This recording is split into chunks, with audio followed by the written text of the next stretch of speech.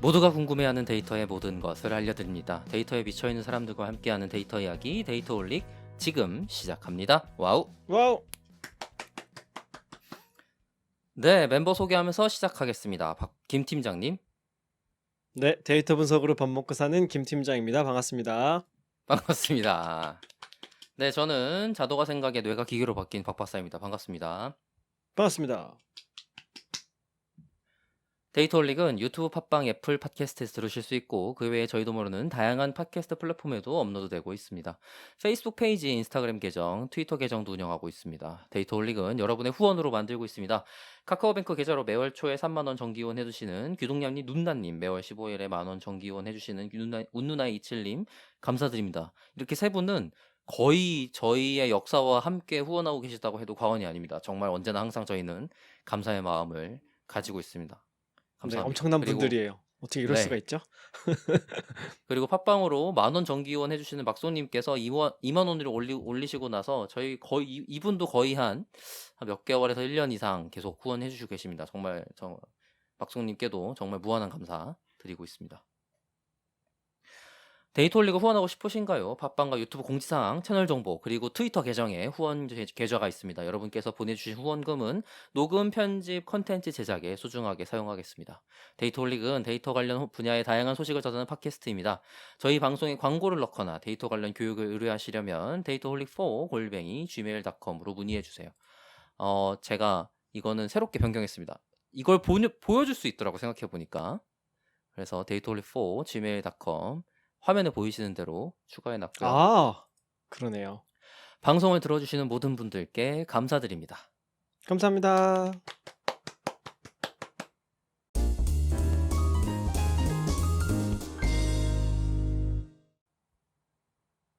네, 근황 토크 시간입니다. 김 팀장님 오랜만입니다.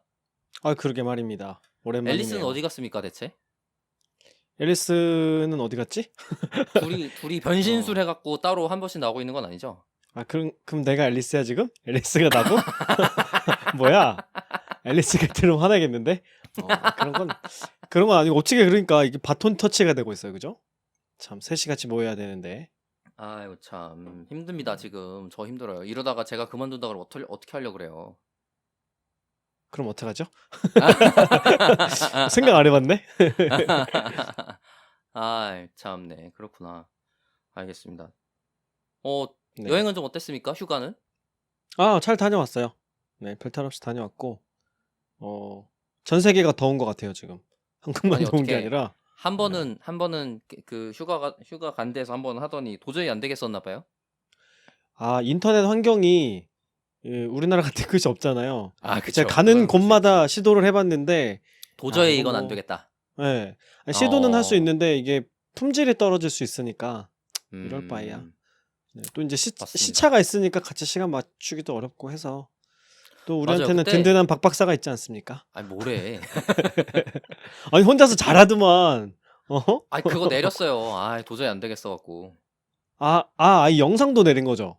네, 그럼요. 영상도 내렸어요. 아, 그럼 그 라이브로 보신 분들만 알고 있는 거가 맞아요, 되는 맞아요. 건가? 아, 지금 요 그렇구나. 방송이 그 168화로 나갈 텐데 그 음, 지난 주에 원래 나갔어야 됐던 168화를 제가 혼자 라이브로 했었고 그거는 도저히 제가 남길 수가 없다라고 편집하면서 생각이 들어서 내리게 됐습니다.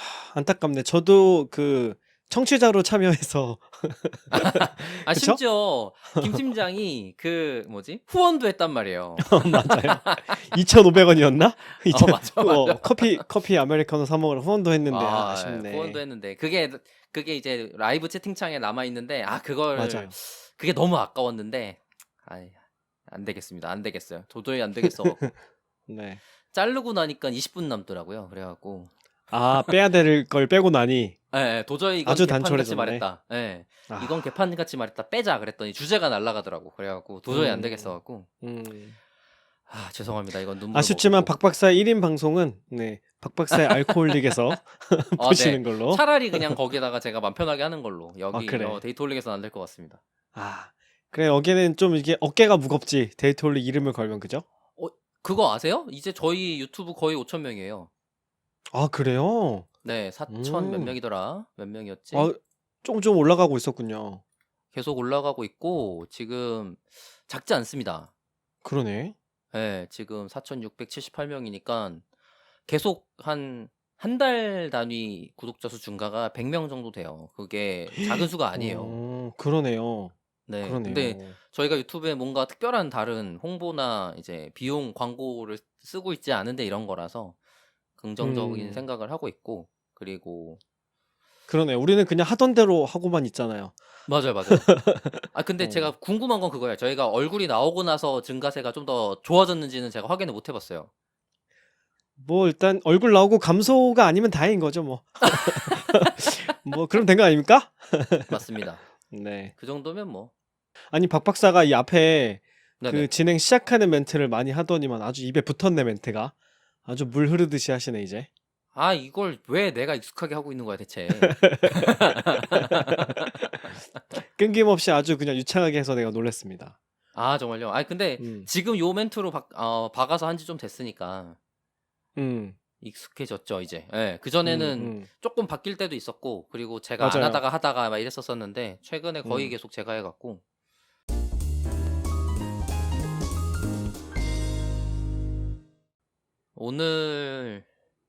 오늘 그럼 이제 본론으로 넘어가도록 하겠습니다. 네. 본론은 오늘은 새로운 분 또 오늘 게스트를 모셨습니다. 제가 그간 저의 염원이었던 방송을 오늘 드디어 하게 됐어요. 어떤 분이냐면 제가 지금 아래서 엘버드라는 형태소 분석기 패키지를 만들어서 유지 보수를 하고 있는 중인데 그거의 모 패키지인 키위라고 하는 형태소 분석기를 C++과 파이썬으로 만들어서 유지 보수하고 계시는 관리하고 계시는 이민철님을 모셨습니다. 박수로 초대? 뭐라 그래야 돼? 위로. 환영하겠습니다. 네. 환영하도록 하겠습니다. 와우. 와. 반갑습니다. 안녕하세요. 안녕하세요, 민철님. 안녕하세요. 간단하게 자기소개 좀 부탁드릴게요. 네, 저는 이민철이고요. 현재 카카오 엔터프라이즈에서 자연어 연구 및 개발을 진행하고 있습니다. 카카오 엔터프라이즈의 그 AI 쪽 부서 쪽에 계시는 거죠, 그러면? 예, 맞습니다. AI 어시스턴트 팀이라고 주로 자연어 관련 이제 AI 연구하는 팀에 소속돼 있고요. 거기서 다양한 이제 자연어 관련 연구들을 진행하고 있어요. 그러니까 말이에요. 제가 민철님의 패키지를 보고서는 이제 유레카를 외쳤었습니다, 한번. 너무 감사한 일이었어요. 왜냐면 저희 그 R 패키지를 만들 때 R 패키지의 형태 분석기에서 그 KONLP라고 한나눔 자바로 돼 있는 한나눔 예, 패키지를 랩핑해서 만들어진 패키지가 있었거든요. 근데 이제 그게 그 전희원님께서 만들고 유지보수를 하고 계셨었는데 사실 자바 의존성이 있다는 게 R 사용자한테 좀 힘든 허들 중에 하나예요. 자바를 설치해야 맞아요. 되니까. 예. 근데 그 자체가 설치하기가 힘들다라는 게 이해하기 힘드신 분들이 굉장히 많지만 어쨌든 사용자 입장에서 힘들 수 있다라는 것 때문에 뭔가 이런 의존성 없는 패키지를 만들 수 있으면 좋겠는데라고 생각을 하다가 C++로 만들어진 게 있다고 제가 알게 돼서 감사한 마음으로 제가 연락도 드리고 제안도 좀 드리고 예. 네. 아마 제 기억에 0.10 버전 정도 때부터 제가 혼자서 이제 짝사랑하면서 하트 뿅뿅 날리면서 감사합니다 이러면서 따라다니고 있었던 분입니다.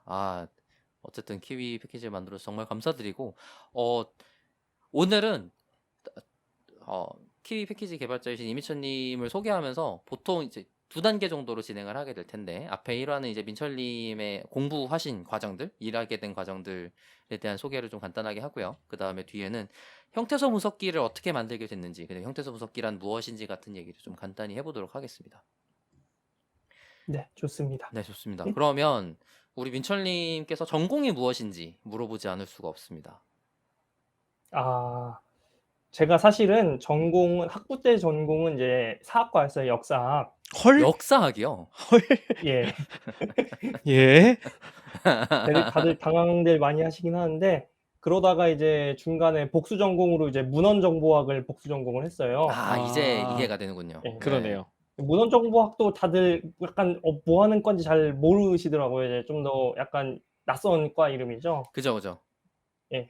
영어로는 이제 Library and Information Science라고 하거든요. 영어로 하는 게 훨씬 더 이해하시기 쉬워하더라고요. 그래서 도서관 관련 일과 이제 정보 관련 일들을 이제 그런 연구를 진행하는 학과라고 보시면 될 것 같은데, 그래서 이제 원래 전혀 이제 NLP 쪽에는 문외한이었다가 복수 전공으로 이제 문헌정보학과에 들어가면서 텍스트 관련 이제 텍스트 마이닝 이런 걸 공부를 하게 된 거죠. 그게 언제쯤이세요? 그때 그게 제가 학부 3학년, 2학년, 3학년 때니까 한 이제 10년 됐네요. 벌써 10년 넘은 것 같네요. 예. 어, 10년보다 더 전이면 문헌정보학과의 텍스트 처리가 되게 주가 그러게요. 초창기죠. 아닐 때일 예. 텐데 어. 초창기인 것 예, 같은데. 맞아요. 네. 네네네. 그게 초창기인데 그때 마침 그 교수님 한 분이 송빈 교수님이라고 교수님이 계신데 그분이 이제 저희 과에서 거의 먼저 시초적으로 거의 텍스트 마이닝을 도입하시던 분이라서 아, 연대에 되게 운이 계셨군요. 좋았죠. 네, 맞아요. 연세대 송빈 아, 교수님 밑에서. 그분 되게 그래서 유명한 분 아니에요? 저도 되게 맞아요. 낯이 익은 이름인데 그죠? 텍스트 마이닝 쪽으로? 문헌정보학과에서 텍스트 마이닝으로 가장 많이 프로젝트 하시는 분입니다. 네, 맞아요. 네. 저도 그래서 수업 이제 한번 들었어요. 네. 아 그래요? 네네네. 아, 되게 연대셨군요. 한 달이 건너면 다 아는 사이가 되네요. 아, 그럼요. 신기하네요. 텍스트 마이닝은 뭐 그렇게 크지 않습니다. 제가 볼 때는 시장이. 네. 맞아요. 그러면 그 복수 전공은 어떻게 결정하시게 되셨어요? 사실 되게 되게 별로 중요한 그것도 사소한 그런 걸로 결정한 거라서 그러게요. 제가 뭔가 체계적으로 학부 때의 복수 전공이니까.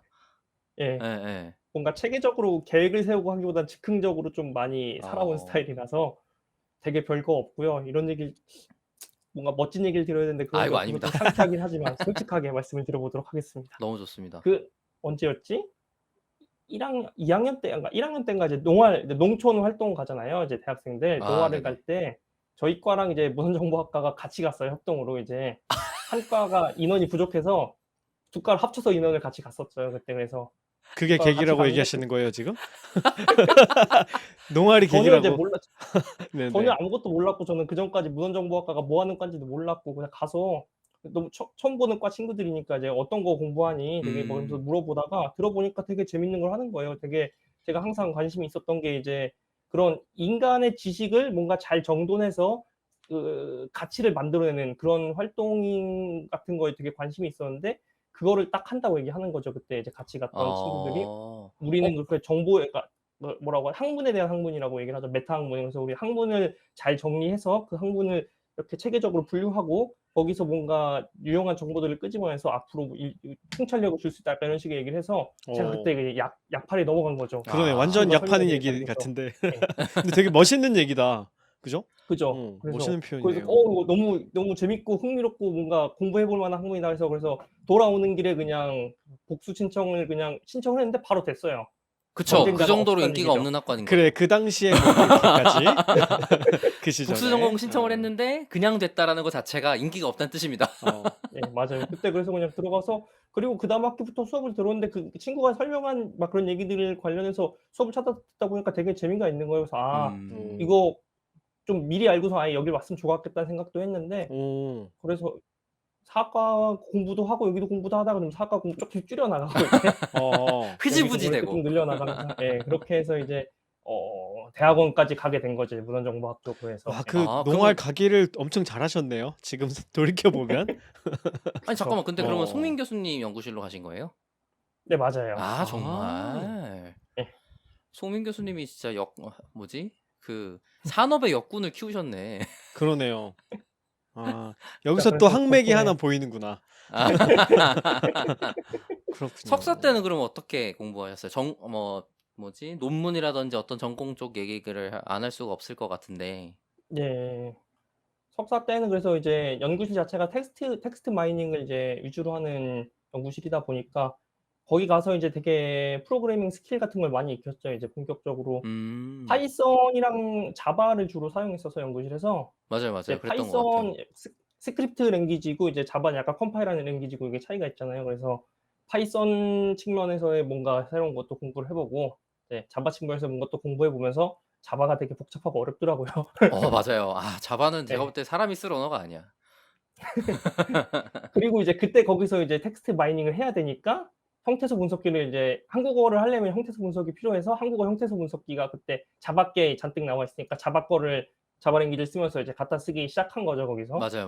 그래서 썼는데 너무 불편했어요. 그때 항상 했던 건 자바코를 음. 쓰면서. 음. 파이썬에서 그걸 쉽게 쓰고 싶은데 잘 안 되고 붙지가 않고 파이썬 쪽에는. 파이썬도 마찬가지죠. 그러니까 그 네. 자바의 의존성을 걸쳐서 써야 되는 네, 패키지다 맞아요. 보니 파이썬이라고 또 편한 건 아니다. 마찬가지 문제가 맞아요. 있다. 이런 상황이었던 네. 것 같아요.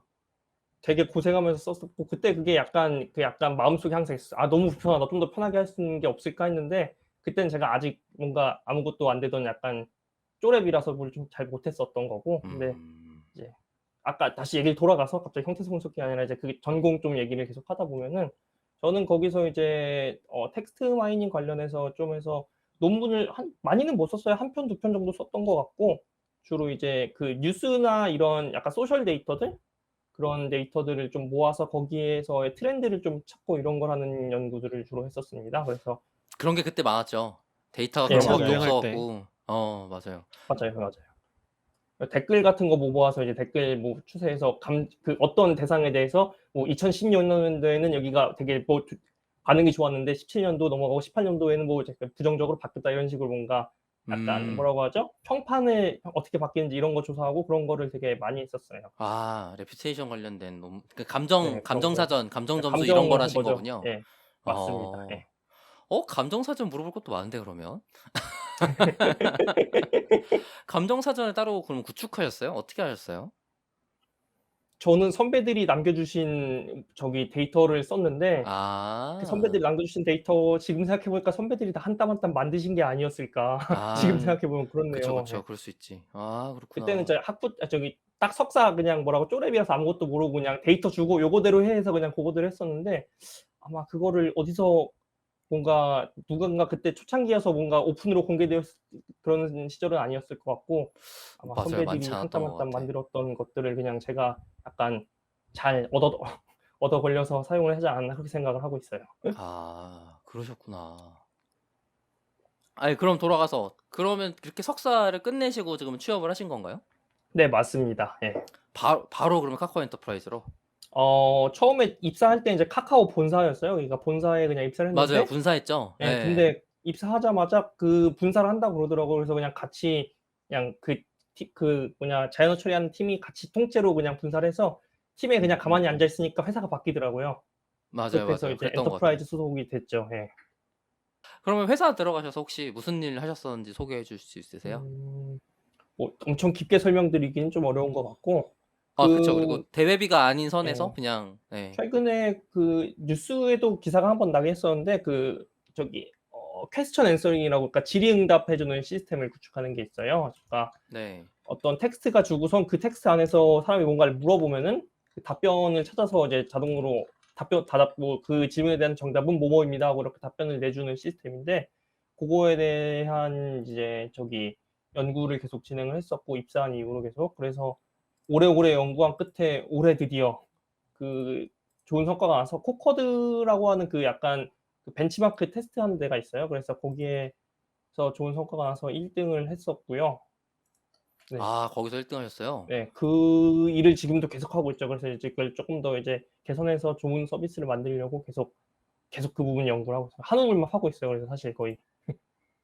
코코드 쪽 기사는 카카오 엔터프라이즈의 블로그에도 한번 올라왔네요, 지금 네, 보니까. 맞아요. 예예. 네, 지금 밑에 링크 참조하시면 될 것 같고 그리고 기사로 나간 거는 요 링크 참고하시면 될 것 같습니다.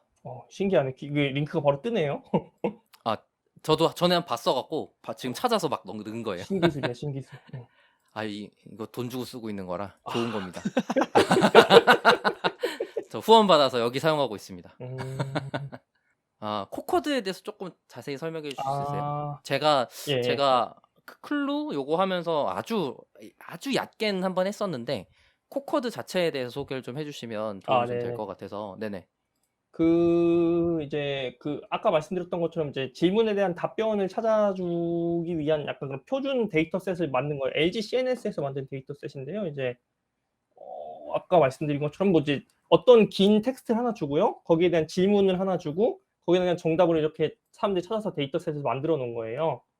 그래서 그게 데이터 양이 기억이 안 나네요. 꽤 많았는데 뭐 몇십만 건 이렇게 데이터가 있어서 이제 그거를 쪼개서 일부는 학습에 쓰고 나머지는 테스트할 수 있게 이렇게 남겨둔 거죠. 그래서 우리가 준 데이터로 한번 학습을 해보고 그거를 이제 모델을 제출하면 이제 "니네가 얼마나 성능이 잘 나오는지 우리가 평가를 해 볼게."라고 이렇게 LG CNS가 이제 뭐라고 하지? 평가하는 리더보드를 공개해 줬어요. 그래서 저희는 이제 그 데이터 받은 거 가지고 질문에 대해서 얼마나 답변을 잘할 수 있는지 모델을 잘 키워서 학습을 시켜서 그거를 이제 거기다 딱 제출하면은 그걸 평가를 싹 해 주는 거죠. 그래서 코커드가 이제 기존에 있는 저기랑 다른 점은 코커드 2가 지금 제일 최신 버전인데요. 맞아요. 그러니까 본문이 엄청나게 길어요. 그러니까 뭐 이제 수능 국어라고 치면은 그냥 되게 본문이 되게 짧잖아요. 그냥 한 페이지인데 길어봐야. 요거는 그런 게 아니라 이제 사실 저기 위키피디아 페이지 하나, 그러니까 문서 하나를 통째로 다 주거든요. 그러니까 뭐 A4지 아. 뽑으면 한 3-4 페이지, 4-5 페이지 될 수가 있어요. 그거를 다 주고선 질문을 그걸 딱 하나 내요. 답변이 어디 있을지 모르는 거죠. 그러면 전체를 다 읽고선 답변을 풀어야 되는 거고, 그걸 얼마나 빨리 아, 푸는지 수능 지문보다도 훨씬 예, 길군요. 더 길죠. 그니까. 거기 전체 텍스트를 다 어. 주니까. 예. 그리고 이제 그 속도도 또 체크를 해요. 그냥 기존에 다른 데서는 속도는 안 하고 성능만 잘 나오면 그냥 땡 이랬었는데, 이제 얼마나 문제를 빨리 푸는지도 같이 체크를 합니다. 그래서 시간 내에 시간을 따로 측정하는 건 시간을 측정하는데 시간 넘는다고 이제 뭐 깎거나 이런 건 아니고요. 그러니까 그 얼마나 빠른 시간에 그 문제들을 잘 풀어내느냐, 고게 관건이 되는데, 제가 이제 연구한 모델은 약간 많은 양의 텍스트도 빠르게 좀 이제 해석할 수 있는 그런 모델을 연구를 해서 그런 쪽에서 성능을 좀 냈었습니다. 예. 그럼 좀 어. 예를 들자면 만약에 뭐 위키 페이지가 네. 뭐 이순신 장군을 다룬 페이지다. 그럼 네. 이제 요 텍스트를 주고 이거에 관련된 여기 텍스트에 있는 것과 관련된 아무 질문이나 예를 들면 그쵸. 뭐 이순신이 몇 년도에 태어났나요? 이렇게 질문하면 그쵸. 이 시스템이 답변을 해주게끔 만드는 네, 거군요. 맞습니다. 정확하게 그럼 이해하셨습니다. 아무 질문이나 이 페이지에 있는 거라면 그렇죠. 어떤 걸 낼지 모르는 거죠, 질문을.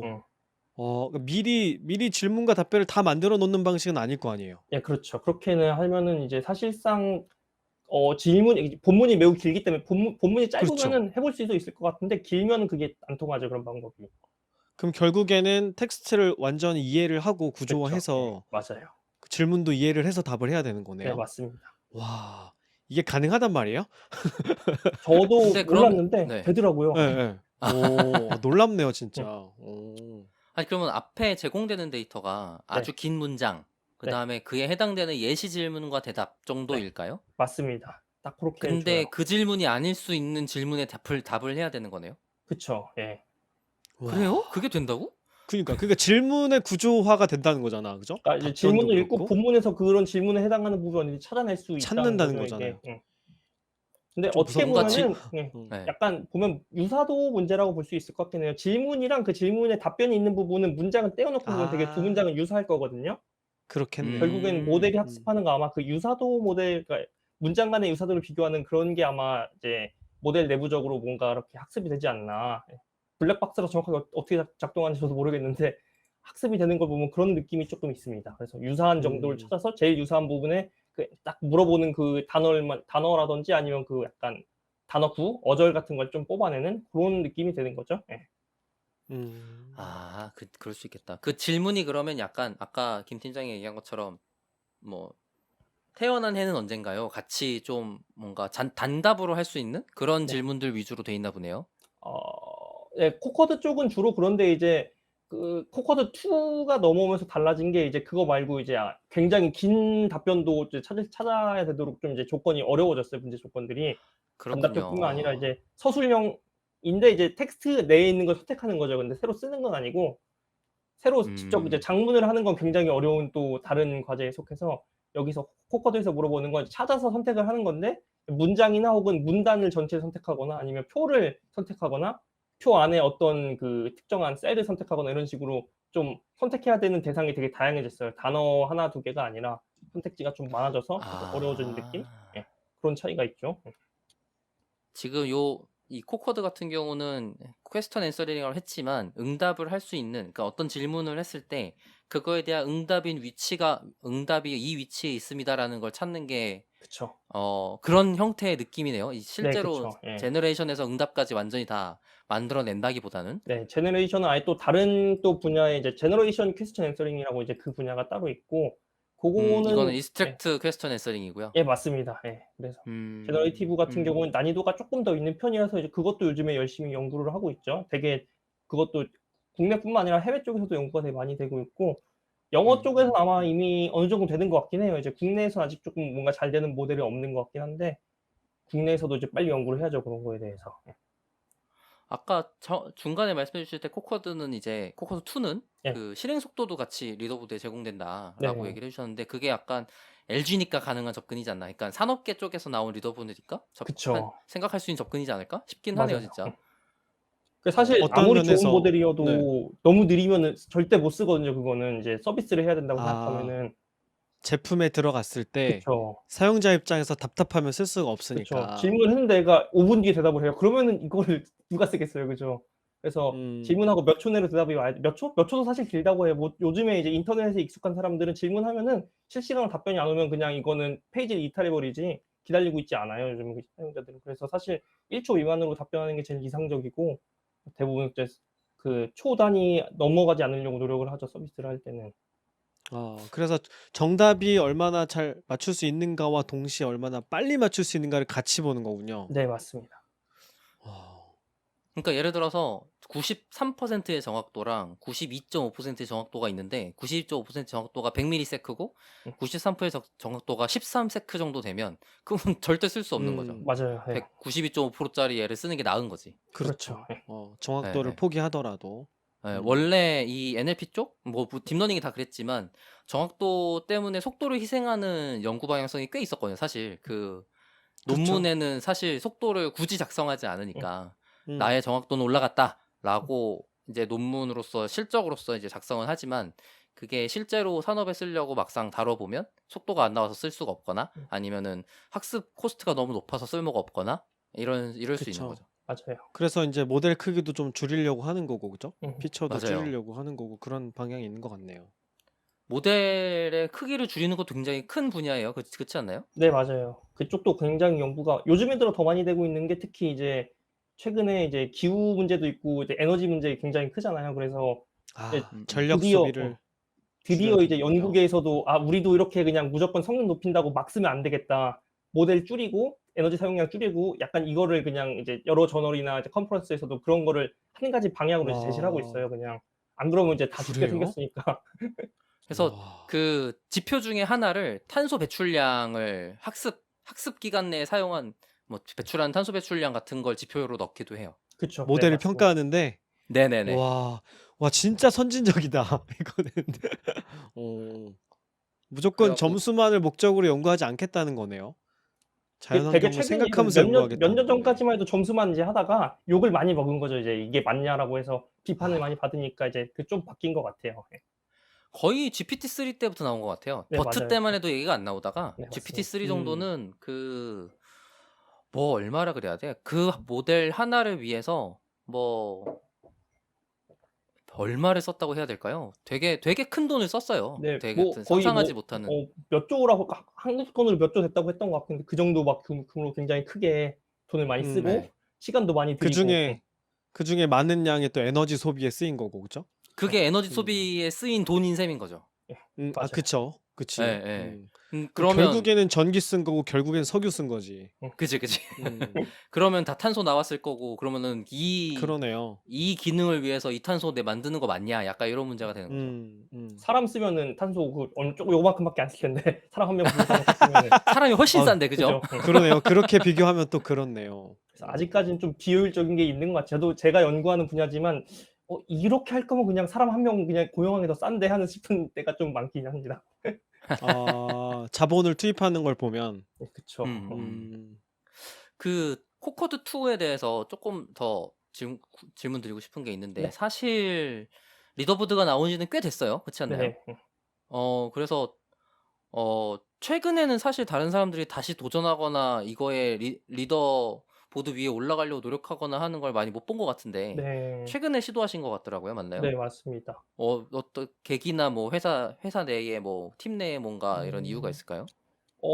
이제 저는 그 계속 아까 드렸던 것처럼 효율적인 약간 그런 모델에 대한 관심이 많이 있었는데 마침 딱 효율적인. 코코드 2가 그런 거를 보여줄 수 있는 제일 좋은 저기가 되더라고요. 리더보드가 되더라고요. 아까 말씀드린 것처럼 음. 속도 시간 같은 것도 같이 측정을 해 주고 또 네네. 입력하는 문서가 굉장히 길기 때문에 길면 길수록 그런 뭐라고 하지? 효율성의 차이가 극대화되잖아요. 문서가 짧을 티가 때는 확 사실 나는군요. 그죠. 예예. 차이가 별로 안 나지만 그래서 그런 여러 가지 포인트가 있어서 요거를 좀 해 보면 좋겠다는 생각을 했었고 그래서 잘 통한 것 음. 같아요. 요즘에 도전을 많이들 안 하는 게 생각보다 어려운 것 같아요. 이게 좀 문서가 길고 여러 가지 좀 난이도가 있다 보니까 쉽게 음. 접근하기 좀 어려워서 그런지 도전자가 많이 없어서 쪼끔 아쉽긴 한데 예. 뭔가 새로운 모델의 시도라기보다는 뭔가 뭐 인기 있게 나온 모델을 갖고 바로 적용해 보기 약간 요런 정도의 시도까지만 하고 그쵸. 예. 그다음에 뭐 새로운 모델 형태를 시도한다거나 이렇게는 잘 안 했던 것 같은 네 느낌적인 느낌이 맞습니다. 저한테도 예. 있어서 예. 그리고 보니깐 3 월경에 시도하신 모델이 다른 랭크에 있는 모델들에 비해서 레이턴시가 훨씬 많이 줄어든 형태인데도 네. 불구하고 점수가 높은 그런 그쵸. 설계가 있었네요. 혹시 좀 뭔가 노하우나 아니 이 방법이 뭔가 효과가 좋더라 약간 이런 게 있나요? 6 위에 올라가 있는 랭크 모델은 이 레이턴시가 엄청 작더라고요. 이게 근데 성능이 안 나오니까 뭔가 다른 방법을 쓰신 것 같은데 아니네요. 모델 크기만이군요. 네 맞습니다. 그 모델 어 사이즈만 다른 거고요. 작은 모델이랑 큰 모델 그러니까 베이스 사이즈랑 라지 사이즈를 그 두 가지로 해서 냈었고 이제 베이스를 먼저 내고 네네. 그다음에 라지가 쪼끔 시간이 걸린 거예요. 학습하는 데 쪼끔 더 걸리니까. 그 모델 아. 구조를 많이 뜯어 고쳤어요. 요즘에 되게 많이 쓰이는 게 그냥 버트 뭐 그다음에 GPT 이런 식으로 그냥 프리트레인드 랭귀지 모델 쓰잖아요. 그래서 그냥 네네네. 성능 올리려면 이거 모델을 그냥 크기만 키워서 학습만 오래 시키고 이런 식으로 해서 많이들 쓰는데 아예 그런 방법을 좀 탈피해서 모델 구조에서 속도를 느리게 하는 부분을 쪼끔 뜯어 고쳐 보자 해서 여러 이제 속도를 측정을 해 보고 어떤 부분이 제일 느린지를 좀 봐서 느린 부분을 빼 버리고 그걸 대체할 수 있는 빠른 연산으로 뭐 그걸 바꾸고 이런 식으로 좀 시도를 했어요. 그래서 고거에 대해서 논문을 지금 써 가지고 제출했는데 잘 되면 좋겠네요. 예. 아 그러니까 말이에요. 그 논문 음. 쓰신다고 음. 방송 제가 섭외 드리고 나서 오랫동안 기다렸습니다. 아 그랬던 거였구나. 네.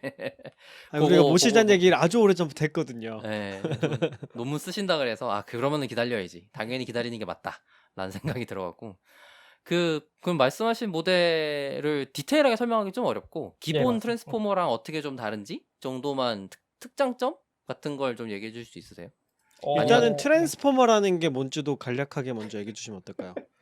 난이도 이걸 말로만 설명할 수 있을까요? 그 도표나 이런 거 없이 이게 좀 의아하긴 한데 그 괜찮아요. 사실 못 네. 알아들으시면 나중에 공부하시겠죠. 키워드 얻어 가신다 생각하고. 박 어 박사가 해석을 해줄 겁니다. 아 잠깐만. 그전에 이거 프리트레인 모델로 사용하신 게 맞나요? 네 맞습니다. 알겠습니다.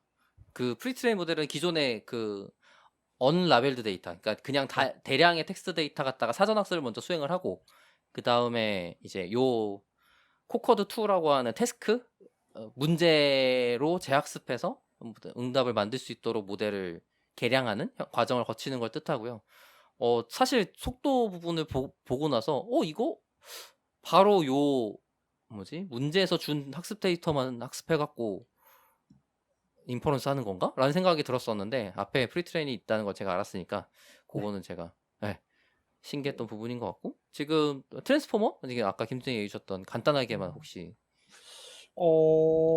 트랜스포머 모델의 핵심을 뽑자면은 이제 사이퍼 어텐션이라고 할 수 있을 것 같은데요. 이제 약간 이제 기존의 뭐 랭귀지 모델과의 차별을 다 설명을 하면 너무 복잡할 것 같으니까 트랜스포머만 그냥 간단하게 설명하자면은 입력을 어떤 텍스트를 이제 토큰으로 나눠서 입력을 하게 되고요. 토큰이 이제 뭐 100 개라고 치면은 100 개의 토큰 간의 관계를 서로 다 고려를 해야 되잖아요. 이제 단어를 볼 때 앞 단어와 뒷 단어를 같이 봐야지 그 맥락을 볼 수 있는 것 마냥 토큰도 단어라고 보시면 될 것 같아요. 그 토큰들 간의 관계를 봐야 되는데 그 관계를 어떻게 볼 것이냐라는 그런 약간 과제를 이제 트랜스포머라는 모델은 셀프 어텐션이라는 그런 레이어를 통해서 해결하는 거고요. 셀프 어텐션은 음. 그래서 토큰 하나가 다른 토큰을 전부 다 볼 수 있다는 그런 특징이 있어요. 그래서 토큰이 아까 100 개라고 했으면 각각의 토큰들이 다른 나머지 100 개의 토큰들에 대해서 약간 엿보고 그중에서 내가 보기에 제일 나랑 비슷한 토큰은 얘인 것 같으니까 이 토큰들의 정보를 갖고 와서 내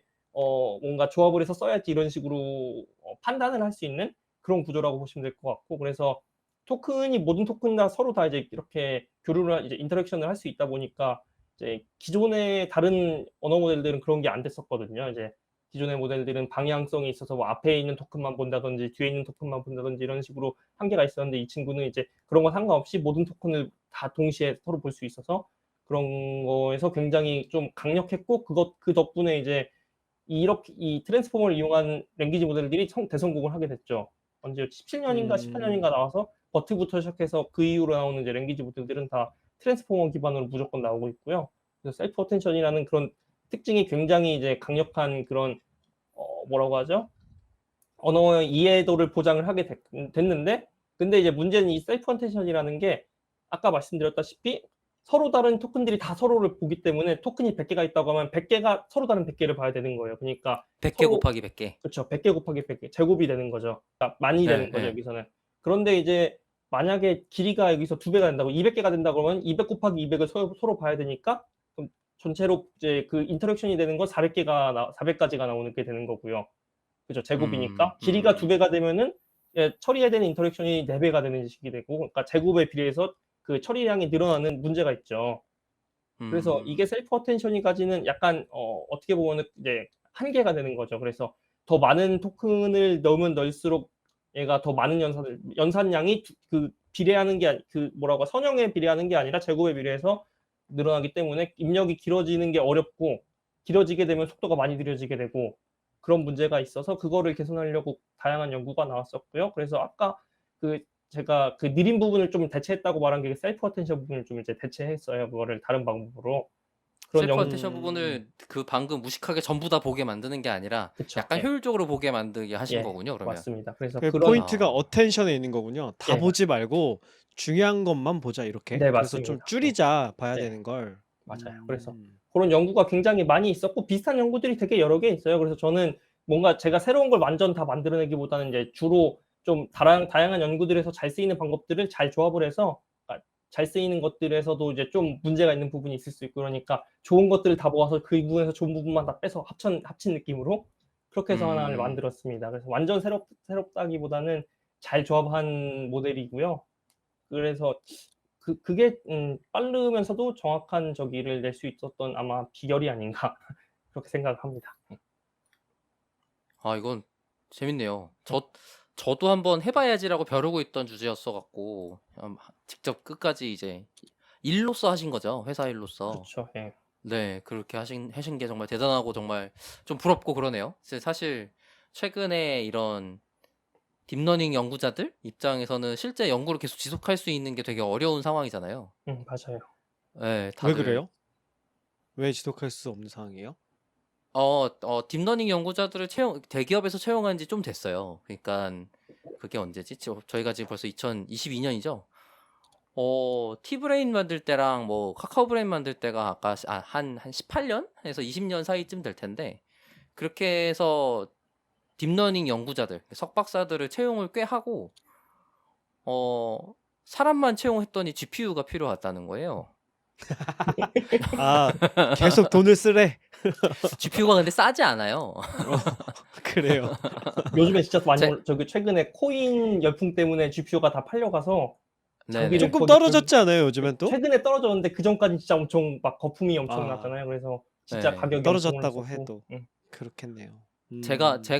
제가 처음 GPU 자산을 회사에서 썼을 때가 16년, 17년 정도 되니까 그때 막 가장 핫했던 엔비디아의 막 A100 뭐 이런 거 썼었거든요.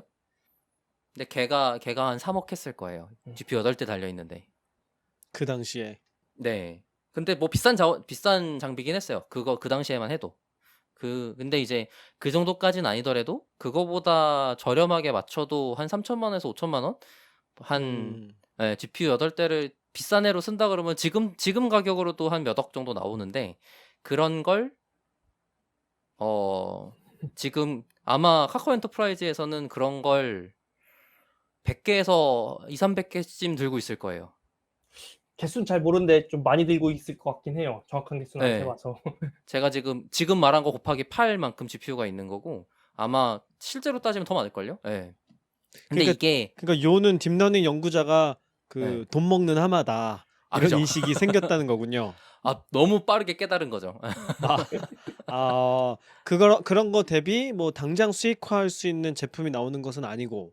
그죠, 그죠. 맞아요. 그런 이유 때문에. 그렇게 해서 해 놨더니 뭐 하고 있는 거냐면 이미지 해상도가 조금 올라갔어요 같은 걸 하고 있는 거예요. 결과적으로 예, 내놓는 예, 예. 제품이라는 뭐 것이. 이미지 쪽이라면 하이퍼 레졸루션이라고 부르는데 뭐 해상도를 뭐 HD에서 풀 HD로 바꾸는 모델을 만든다든지. 근데 아까 말한 것처럼 연구자들 쪽에서 했잖아요. 그러면 인퍼런스 속도가 느리다든지 약간 이런 문제들이 있는 거죠. NLP가 이런 딥러닝 연구자로 채용이 돼서 제품으로 만들어지기 시작한 것도 얼마 안 됐어요. 제가 알기로는. 맞아요. 그쪽은 가장 쓸모 있게 들어가는 것들이 다 이제 번역기. 예, 번역기랑 음성 인식기. 음성 투 텍스트 하는 거. 예, 그다음에 뭐 이미지 쪽은 뭐 그런 게 있었죠. 뭐 꽃 카메라 대면은 이제 꽃 종류 사물 인식? 알려주고, 예, 종류 네. 알려주고 이런 것들이 있었던 건데 그런 근데 것들이 다 돈을 엄청 벌 만한 것들은 아니야. 그죠. 예, 그게 돈이 되는 신기하긴 제품 한데 아니잖아요. 예. 파는 거 네. 아니니까. 제품 그 당시에도 심지어 너네 연구만 할 수 없다. 제품 만들어라 해서 만든 게 그런 거였단 말이죠. 예, 연구만 아니 하는 게 그래서 아니고 요즘에 그런 압박들이 있다는 거예요? 딥러닝 연구자들한테? 압박들이 있는 수준이 아니고 지금 아 그래요? 연구를 못 해요. 연구할 수 있는 사람 어. 숫자가 급감했어요. 오. 예. 차라리 그래서 개발을 하자 이렇게 되는 건가? 개발하라 그래서 나가는 사람이 많아졌죠. 아 연구자로 채용을 했는데. 네네네. 저 같은 경우는 개발하라 그래서 개발로 잘 전향한 케이스고 실제로 가파르게? 회사에서는 뭐 딥러닝 챗봇 엔진 개발자로 채용을 한 거였으니까. 아 그렇군요. 예. 아 왜 이런 얘기들은 안 해주는 거야? 당장 저만 학생들한테 해도 좀 해줘야 될 것 같은데. 딥러닝 연구자였는데 개발자를 하고 있으니까. 그리고 저희 회사 내에서도 연구자들 숫자가 많이 줄었죠. 예, 많이 줄어든 것 같아요. 이게 국내만의 상황은 아닐 거 아니에요. 뭐 외국이라고 다를까요? 잘 모르겠는데. 해외 경험이 없어서 잘 모르겠는데 일단 응. 근데 뭔가 개발자들이 채용하는 걸 좀 줄였을 것 같은 느낌이긴 해요. 최근에는 약간 그러네요. 여러 가지 경제 상황 때문에 그러지 않았을까 하는 그러네요. 생각이 들긴 하네요. 네. 주가가 이렇게 떨어지고 있는데 그쵸. 뭘 먼저 우린 줄여야 되는가 생각해 보면 R&D 조직으로 눈을 돌릴 수 있고 그렇겠네요. 그럼요. 전 예. 세계적으로. 하긴 딥러닝이 한창 막 뜨고 이럴 때 생각해 보면 막 테크 기업도 주가 막 뜨고 있을 때네요. 그러고 보니 시점이 또 그렇게 많네. 뭐 알렉스넷 인기 있고 막 이럴 때가 14년, 16년 이럴 때니까. 그러고 그니까요. 나서 막 테슬라 막 그리고 날아가고 막 이럴 때 아니야. 네, 그쵸. 그리고 우리나라에 조직 만들기 시작할 때가 한 18년에서 20년 사이. 그리고 그 조직들이 다 이제 위에서 돈 벌어와라는 것 때문에 이제 어설프게 개발일 하고 있는 조직도 있고 제대로 개발팀 붙어서 개발하는 조직도 있고 약간 이런 상황인 것 같아요. 근데 소비자 입장 생각해 보면 그럼 점점 더 연구자들이 제품화를 고민하게 된다는 거니까 더 재밌는 물건들이 많이 나오지 않을까 하는 이런 순진한 생각도 드는데 어떠세요? 일단 이거 어디다 써먹을지를 좀 더 고민해 보자 이런 방향으로 흘러갈 수도 있는 거 아닌가요? 아닌 것 같은데? 두 분의 표정이. 지금 미천님 의견이 궁금해서 물어본 거 아니에요? 두 분 다. 저는 근데 사실 저나 아니면 저희 회사 같은 경우는 항상 제품화가 가능한 서비스를 고려하면서 보통 연구를 같이 하기 때문에 약간 연구자 개발자가 정확하게 나눠져 있기보다는 약간 양쪽을 다 하는 느낌인 저희는 둘 다 할 수 있는 사람들을 되게 좋아해서 저 같은 경우도 연구하다가 필요하면 개발했다가 왔다 갔다 하고 있고 그래서 그렇군요. 항상 일단 계속 저희는 방향이 같은데 이제 요즘에 좀 더 그 방향이 맞다고 생각이 들긴 하죠. 그러니까 연구만 하는 게 아니라 '연구를 통해 서비스 개발하는 게 맞구나.' 하는 생각이 요즘에 들긴 해요 저는. 다행히도 우선 타격이 직접적으로는 없습니다 저는. 그렇군요. 그 단계를 적응을 잘한 조직이 있고 그러네. 진화한 거네요 어떻게 보면. 그죠.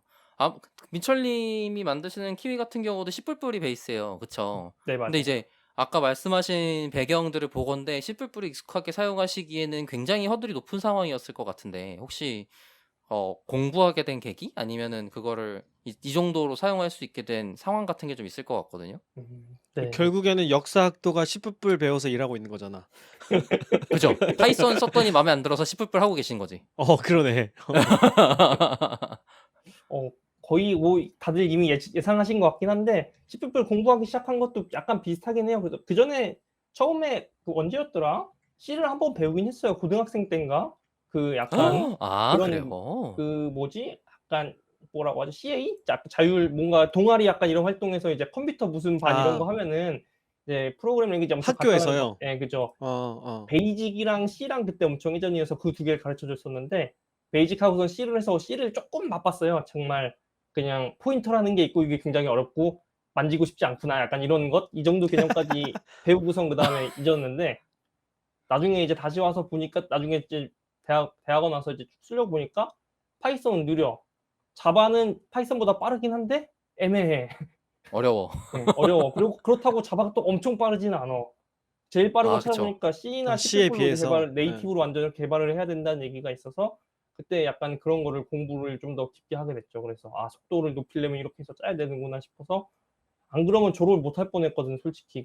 저희 연구실에서 GPU 장비가 전혀 없었어 가지고. 속도 때문에요? 예. 아, 제가 그쵸. 그럼요. 졸업 예. 논문을 준비했던 게 이제 그거였거든요. 이제 1400 년대부터 1900 년대까지 그 영어 텍스트를 다 모아 놓은 게 있어요, 구글에서.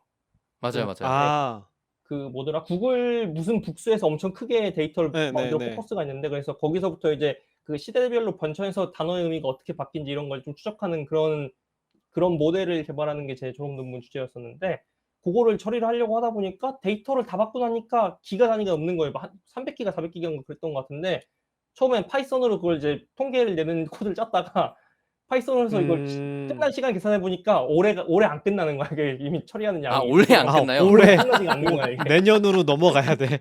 졸업을 못 한다, 이렇게 해서. 아, 그다음에 자바로 짜 볼까 했는데 자바로 짜도 많이 빨라질 것 같지가 않은 거예요, 그 상황에서. 뭐 이거 그럴 보니까 수 있지. 이게 C++로 해서 뭔가 짜야 된다, 막 이런 식의 얘기가 있어서 C++ 그때 이제 허겁지겁 알고 있는 거 다 총동원해서 공부를 엄청 했죠. 제가 공부하고 짜서 돌리는 게 더 졸업이 빠르겠더라고요. 1년 그거 기다리는 거보다 파이썬으로. 와. 그래서 그때 되게 엄청나게 많이 배웠죠. 약간 죽기 살기로 역시. 공부했기 때문에. 역시 똥줄이 타야 실력이 다르다. 오릅니다. 맞아요. 아니, 근데 보통 그 정도면 연구 주제를 바꾸거나 뭐 그럴 생각을 할 것 같은데, C를 배워서 하지 뭐 이런 결론을 내리셨다는 거 아니에요? 근데 그 와. 주제는 저는 그 주제가 너무 재밌어서 하고 싶긴 했어요. 꼭 하고 싶었기 때문에. 아, 이때 안 어떻게든. 하면은 나중에 사회 나가서 누가 나보고 이거 하라고 시간 줄지도 않을 거고, 약간 그죠.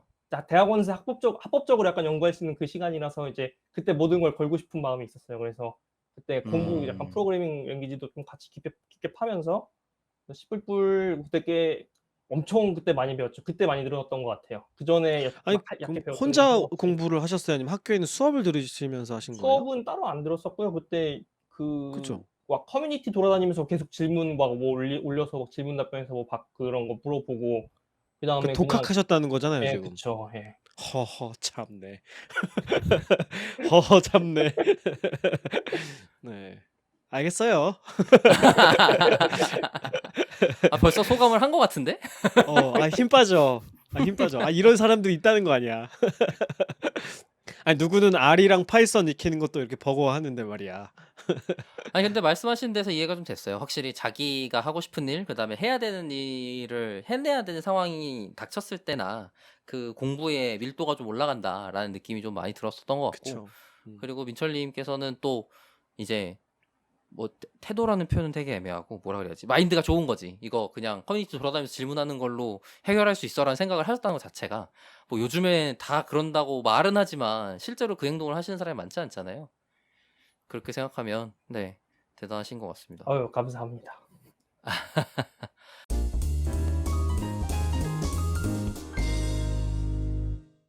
저희 오늘 지금 형태소 분석기 키위 개발자이신 이민철님을 모시고, 오늘 이제 뒤에는 형태소 분석기에 관련된 얘기를 할 텐데, 오늘 벌써 민철님이 어떤 공부를 하셨고 어떤 일을 해오셨는지를 얘기를 좀 간단하게 한화 정도 진행을 해보았습니다. 그래서 지금 이 한화는 좀 마무리를 하려고 하는데, 마무리하기 전에 이제 김 팀장님에게 소감 한번 들어보도록 하겠습니다. 네. 알았어요, 이거 말고.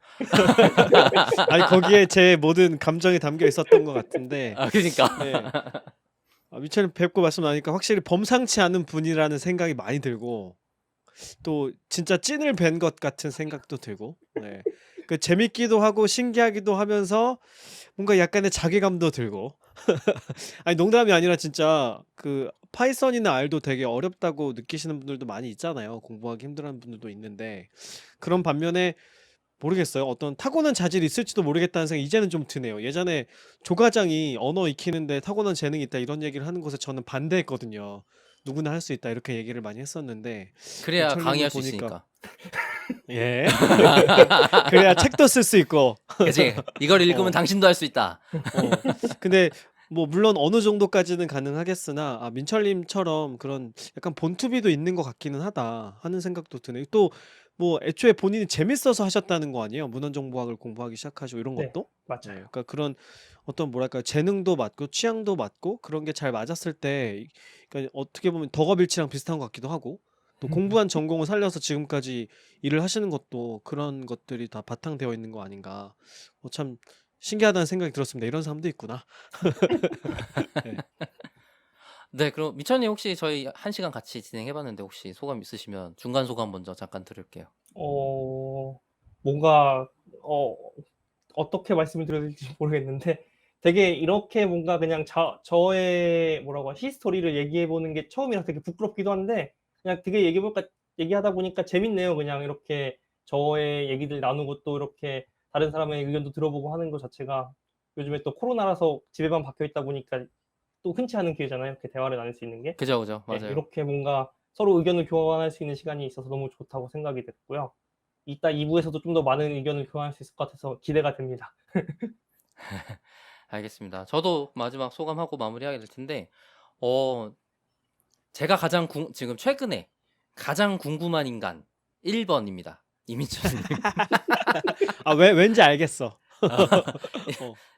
계속 얘기하지만 제가 저랑 비슷한 분야에 계속 계시고 그리고 제가 계속 최근에도 모셨던 게스트분들이 다 비슷한 분야에 계셨던 분들이라서 아무래도 이제 업계에 있으신 분들 얘기를 안 할 수가 없게 되는데 이제 결과물들이 이제 눈에 보이는 사람들을 컨택을 하게 되잖아요. 근데 저는 제가 업계에 있음에도 불구하고 사실 눈에 띄는 결과물에 특출나게 뭔가 남겨놓지 않았단 말이에요. 그게 되게 스스로에게는 되게 아쉬운 부분. 그리고 나 아직도 내가 혼자 여기 끝까지 해놓은 게 없구나 이런 생각이 들어서 되게 나름의 자괴감을 갖고 있는 부분인데 이 민철님이라든지 전에 혹시 그 뭐지 디지털 인문학 소개해 주셔서 오신 분 같은 경우도 다 각자의 영역에서 이제 어느 정도 결과물들을 내놓으신 분들이라서 그런 데 있어서 되게 놀랍다. 그리고 저도 나도 할 수 있는데 왜 못했을까? 약간 이런 생각을 좀 같이 들었던 것 같고요. 특히 이제 가장 궁금한 포인트가 10불불 언제 하셨냐, 어떻게 하셨냐였는데 너무 확 와닿습니다. 논문을 썼어야 됐구나. 요거면은 너무 이해가 돼요. 저도 알코딩의 실력이 올라가게 된 계기가 이제 그리고 논문 때문에.